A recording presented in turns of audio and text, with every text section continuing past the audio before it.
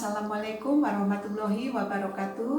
Bertemu lagi dengan Umi Nini Gawat yang tiap hari akan datang menemui kalian semua dalam membacakan kisah Rasulullah Nabi besar Muhammad SAW. Hari ini akan kita bacakan dengan bagian yang ketiga. Namun sebelumnya Umi Nini bersama Maira TV YouTube bekerja sama untuk membacakan kisah ini. Jangan lupa like, komen, subscribe, dan bagikan. Terima kasih sebelumnya. Kita mulai. Allahumma sholli ala Muhammad wa ala ali Muhammad. Bagian yang ketiga yaitu perampok kejam dan tidak sopan. Memang perampok dan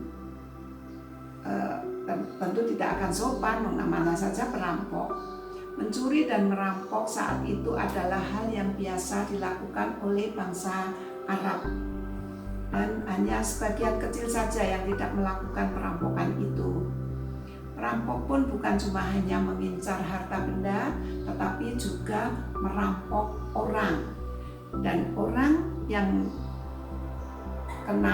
yang bisa dirampok akan dijadikan tawanan dan budak bulian. Saat itu perilaku bangsa Arab amat sangat kejam sampai melewati batas peri kemanusiaan. Anak-anak perempuannya sendiri dibunuh, dikubur hidup-hidup, juga ditaruh di dalam tong, kemudian diluncurkan dari tempat yang tinggi karena mereka malu apabila mempunyai anak perempuan. Mereka suka menyiksa binatang juga. Jika ada seseorang yang mati, ada binatang unta akan ditaruh di atas makam si mati tadi, tidak diberi makan, tidak diberi minum sampai binatang unta tadi mati. Dan menurut keyakinan mereka bahwa unta tadi akan menjadi tunggangan si mati. Musuh yang tertangkap diperlakukan amat sangat kejam. Mereka biasa mengikat musuh tadi pada seekor kuda dan membiarkan kuda tersebut berlari sehingga orang yang diikat itu akan mati terseret-seret oleh kuda yang lari. Telinga atau hidungnya dibuat perhiasan untuk kalung, tengkoraknya dibuat tempat minuman keras, yaitu untuk minum, dijadikan tempat minum arak. Orang jahiliyah juga tidak mengenal sopan santun. Mereka biasa berkeliling Ka'bah tanpa busana. Mereka adalah bangsa yang maju, begitulah kebiasaan orang Arab itu pada saat itu. Bangsa maju dalam perdagangan, pandai membuat perkakas, membuat obat, ahli astronomi, serta mahir dalam bersair. Namun mereka juga mempunyai kebiasaan yang amat sangat buruk. Dan memakan makanan tidak ada pantangannya. Jadi dalam urusan makan dan minum pun tidak ada yang dilarang. Segala macam binatang boleh dimakan. Binatang yang sudah mati pun disayat dagingnya, dibakar, lalu dimakan. Mereka juga suka meminum darah binatang dan memakan darah yang sudah dibekukan. Kita lanjutkan dengan kisah Muthalib. Suatu hari Hasim pergi berdagang menuju Syam. Ketika melewati kota Yathrib yang kemudian hari disebut Madinah, Hasim melihat seorang wanita cantik, solehah, baik-baik, dan terpandang. Maka Hasim berkata kepada penduduk setempat, penduduk Yathrib, "Siapakah wanita itu?" Tanya Hasim kepada mereka. Lalu dijawablah bahwa mereka adalah Salma binti Arm. Suaminya sudah tiada. Salma tadi adalah seorang diri, seorang janda yang hidup sendiri. Mendengar itu Hasim lalu melamar Salma dan menikah. Salma pun menerima pinangannya lalu menikah. Mereka hidup bersama. Hasim tinggal di Yastrib untuk beberapa waktu, jadi beberapa lama. Ketika Salma mengandung, Hasim melanjutkan perdagangannya, dan itulah terakhir Salma melihat suaminya Hasim. Kenapa? Karena Hasim ternyata meninggal dunia di kota Palestina. Innalillahi wa inna ilaihi raji'un. Salma melahirkan seorang anak laki-laki yang kemudian diberi nama Soibah. Sementara itu, sepeninggal Hasim, kedudukan sebagai pemuka masyarakat Mekah dipegang oleh adiknya yang bernama Al-Muthalib. Al-Muthalib juga seorang yang terpandang,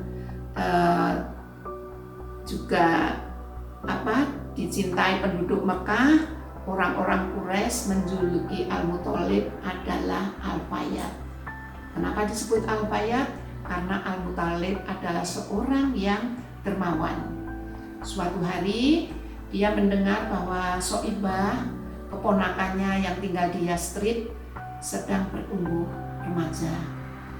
Aku harus menemuinya, kata Al-Muthalib. Dia adalah anak kakakku, dulu ayahnya adalah pemuka Mekah, maka dia harus pulang untuk melanjutkan kekuasaan ayahnya, menggantikan aku kelak. Ketika Al-Muthalib bertemu dengan Soibah di Yastrib, dia tersentak. Anak ini benar-benar persis mirip sekali dengan kakakku Hasim. Mari nak, ikut paman pergi ke Mekah ya, peluk Al-Muthalib. Tetapi jawab Soibah, jika ibu tidak mengizinkan, aku tidak akan berangkat paman. Namun apabila ibu mengizinkan, insya Allah aku akan ikut paman ke Mekah. Nama Soibah diberikan karena ada rambut putih di kepalanya sejak Soibah itu kecil. Jadi rambut putih atau uban disebut uban. Selain Soibah, Hasim telah memiliki 4 putra dan 5 putri yang tinggal di Mekah. Kemudian Al-Muthalib bertanya kepada Salma, bagaimana? Bolehkah Soibah aku ajak ke Mekah? Tidak, aku tidak akan mengizinkan. Aku tidak akan membiarkan Soibah pergi dariku, jawab Salma. Dia buah hatiku dan satu-satunya, dan wajahnya yang mirip dengan suamiku yang bernama Hasim, dan dia akan selalu mengingatkan suamiku, yaitu wajah ayahnya. Aku juga menyayangi, kata Al-Muthalib kepada Salma. Aku juga menyayangi Hasim, dan Hasim itu adalah pemimpin Mekah, kata Al-Muthalib. Bukan cuma aku, tetapi penduduk kota Mekah pun juga menyayangi Hasim.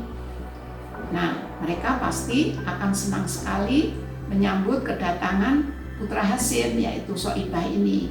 Begitu melihat wajah anak ini, rasa sayangku timbul kepadanya, seolah-olah aku melihat Hasim hidup kembali dan berdiri di hadapanku. Dalam hati Al-Muthalib, izinkan aku membawanya pergi ya Salma.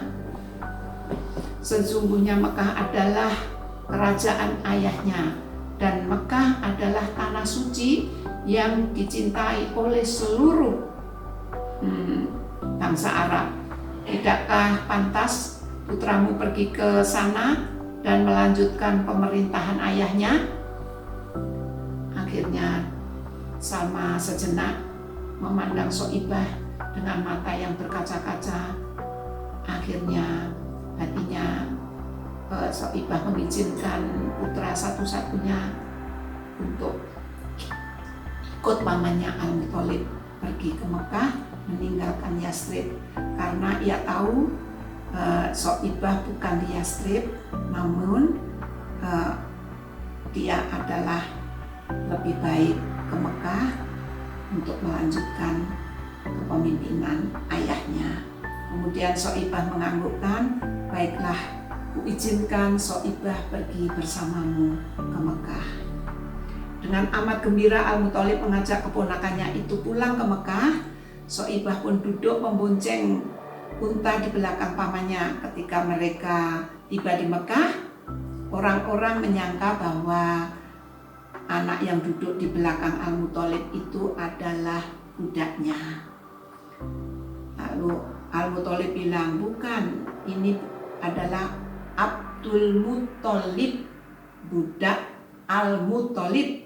Abdul Muthalib panggilan mereka kepada Soibah.